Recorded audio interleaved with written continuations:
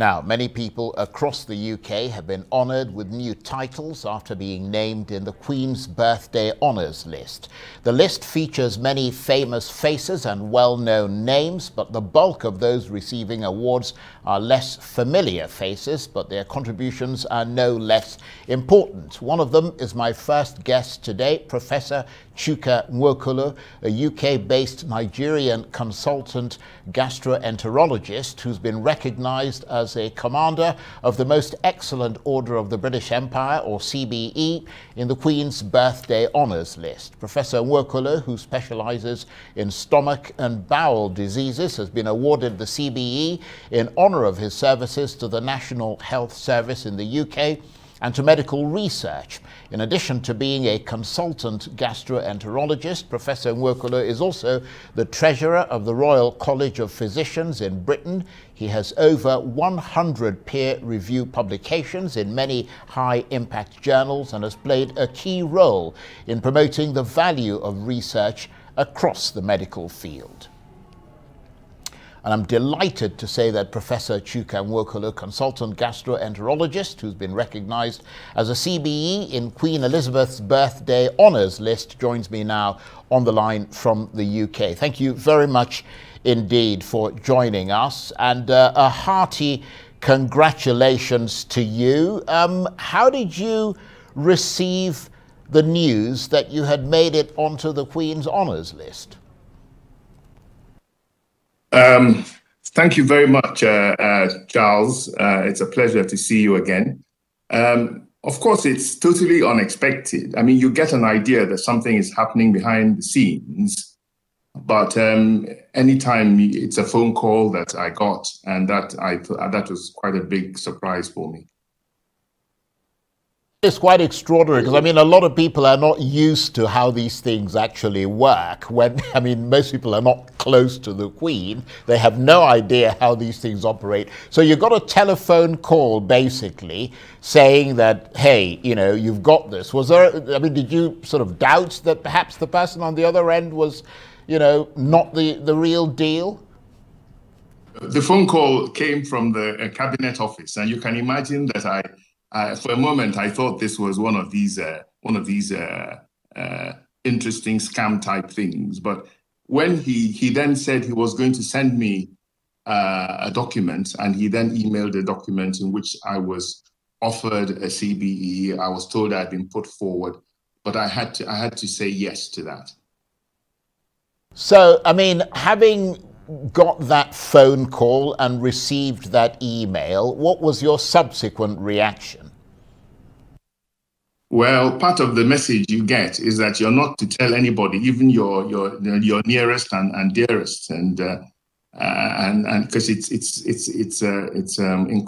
in total confidence until it is published. I must say that I succumbed and told my 93-year-old mother.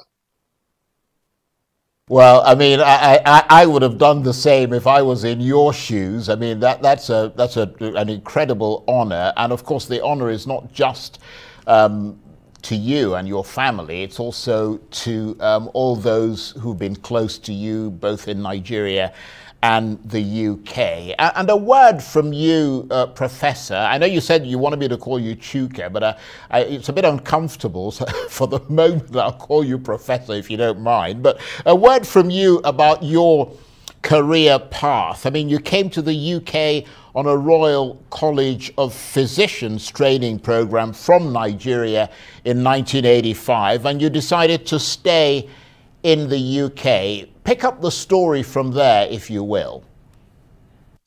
Okay, well, by the time I came out of Nigeria, I had spent some time doing a bit of private practice and then decided to come back and do my residency in the UK. So I spent a number of years in Epsom and London and Birmingham, and then was appointed consultant in Coventry and Warwickshire. I'm just trying to remember exactly, it would have been 1994. And really, I've been there as a consultant gastroenterologist. And that was when the new Warwick University Medical School was starting up. And they had created a 4-year program. The typical UK program, and indeed the Nigerian program, is about six years. But this was a new 4-year program. So I happened to be at the beginning of that process. And somewhere along the line, I was given an honorary professorship of that medical school. Subsequently, I became treasurer of the college, but there are lots of other things I've done. I've done quite a body of research, which is one of the reasons why I was given an award. It's the second half of the citation of the award. Well, absolutely. And looking at that fact that you just mentioned, I mean, a crucial part of the work that you've done is that medical research that followed your RCP training program. That was quite untypical of sort of ethnic minority doctors who come from abroad, wasn't it? I mean, most of them tend to concentrate on sort of their day jobs and don't really have the time to pursue research, do they? Yes, I mean, there's whenever when you come to a foreign land, there's always a disadvantage. There's always a proportion of people that would make it difficult for a foreign person practicing in another country. But that aside, I mean, I think the key to it is that also coming from abroad, you have other priorities, and sometimes they're not the same as the native people. The native people have their families close by and are familiar with the system, but you come from abroad, you're not familiar with the system. You still have to send money home to support your family. So you don't have the time or the bandwidth to do a lot of other things to be able to achieve and be recommended for some of these higher awards. So, I mean, in that context then, how much of a challenge was it being an overseas trained doctor coming to the UK and having to adapt to a different workplace culture and a different medical tradition? How much of a challenge was that for you, even though I know you'd had some exposure to sort of the UK before you actually came to remain in the UK? As you know, Charlie, the Nigerian medical system is essentially borrowed from the UK system, so it wasn't totally alien to me when I came here. I just had to basically learn pretty quickly, learn about the new drugs, learn about the new diseases. They have different disease patterns, and you know, you have to bend down and concentrate and learn about your surroundings, and it's no good wandering off and doing other things. If you want to make a success, you have to learn about the diseases in your local environment, learn the traditions, learn the way they approach things like pain and suffering and death, and that's a very important part of the bit of it that I had to learn very quickly. Well, you obviously did very well in that learning process, because I mean, from what I read, not just about you, but about people like you, you have to kind of put double the effort in to get to the stage you are and beyond. And it would be fair, wouldn't it, to describe you today as not only a prominent consultant gastroenterologist, but also a leading figure in the Royal College of Physicians? I think that, like most of these things, you know, it's not, one cannot take the credit for it. I mean, I am not the most hardworking or the most innovative doctor in the UK, but I think that I was very fortunate to come across good, idealistic trainers. And some of my trainers, I mean, they'd be embarrassed if I named them here, but there were people who basically supported me and showed me the ropes and treated me fairly. And so that is how I think I got through. And not everybody has that kind of luck. Okay, please stay with us. We'd like to talk with you a little bit more. You're watching the Arise interview. Plenty more still ahead as we continue our chat with Professor Chuka Nwokolo, consultant gastroenterologist, who's been recognized as a CBE by Queen Elizabeth. Stay with us.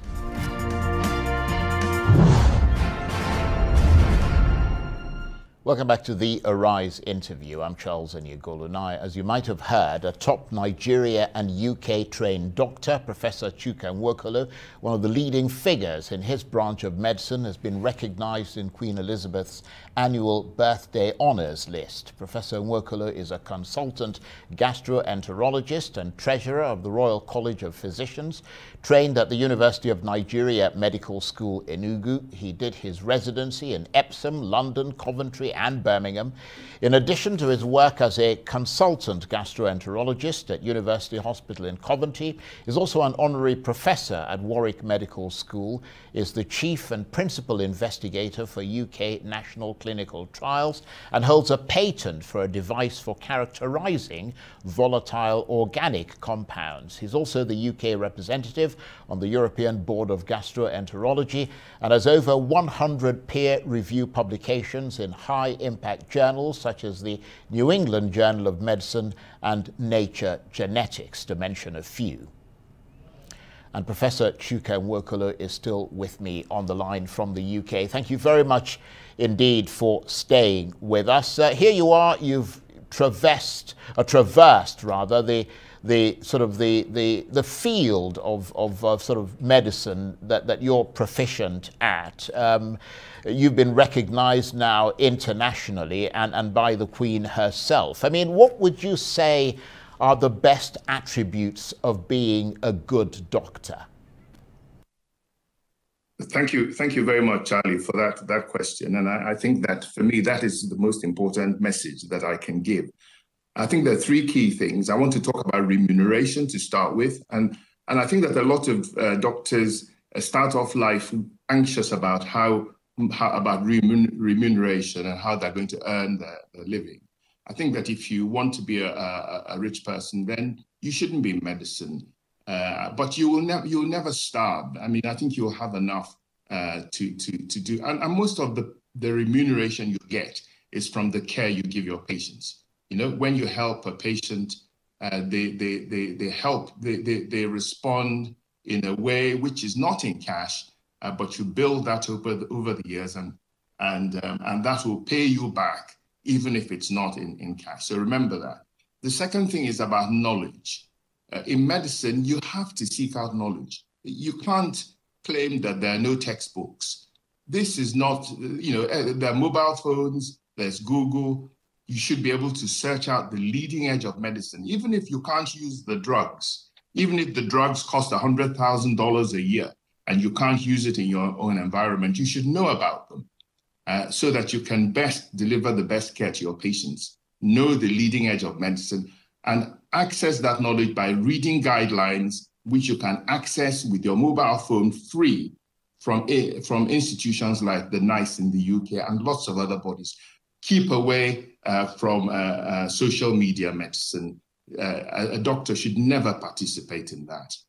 And finally, I think that this is probably the most important. Remember that a patient comes to you when they're most vulnerable, when they're in pain.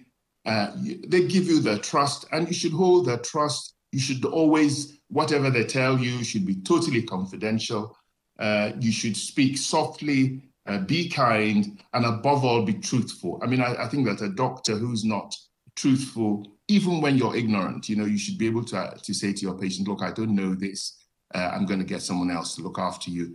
Those are very important attributes. I want to ask our younger generation of doctors to remember as they go through an extremely interesting and satisfying profession.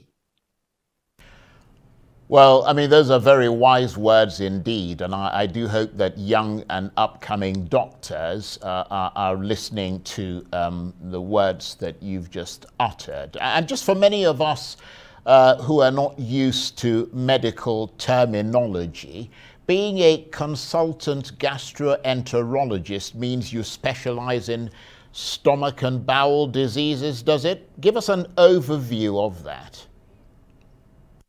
Well, I think that basically in the UK, because of the way the system is set up, we are physicians first and foremost. So a lot of our work involves seeing quite a range of different patients with other diseases, other common diseases.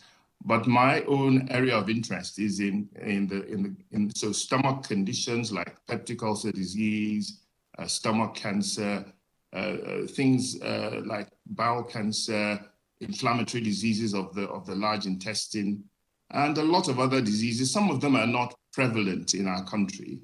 Some of these are diseases that are mostly in some Western countries, though we have them as well. But there's enough work to fill my time, I assure you. Part of making a difference in the last year, I would imagine, Professor Nwokolo, includes the services that doctors like yourself have been giving during the COVID pandemic. Tell us something about what you've been doing in that regard. Okay, well, I suppose the way to look at it is that the first citation for this award was for my contribution to the National Health Service. So it's the National Health Service is like the public health service in Nigeria, which I believe was modeled against that. It's a service which is free at the point of delivery, and it provides excellent care for people who live in the UK. So the people who got this award really is for the people who work in the front line, the NHS workers, doctors, nurses, managers, and for them, they bore the brunt of the first wave of COVID in this country. They faced up to it long before we knew what it was, long before we knew the death rate. And so some of them did pay made the supreme sacrifice. And I think that the people here in the UK recognize the role of healthcare workers during this pandemic. Of course, although COVID-19 usually hits people, infected people with respiratory symptoms, I understand that gastrointestinal symptoms have also been reported in many cases of COVID-19, and that would be where people like you come in. I think it's a virus which has plenty of aspects, not just in the acute phase, but in subsequently you have the so-called long COVID, which has. But I think that if you're a doctor in the front line, your patient who comes through the front door may have COVID and still present with diarrhea or headache, and you can't really sort it out. So you have to be aware that this is possible. Indeed, some of the early patients I had on my ward in the early days, looking back now, clearly had COVID when they came in with breathlessness and so on. Well, I want to say, Professor Nwokolo, it's been an absolute delight talking with you, and I want to thank you for the time that you've taken to share these the glory of your honor with us, and also the fact of the advice that you've given to a lot of people. Thank you very much indeed for joining us from the UK. And Professor Chuka Nwokolo is a consultant gastroenterologist who's been recognized as a CBE in Queen Elizabeth's Birthday Honors list.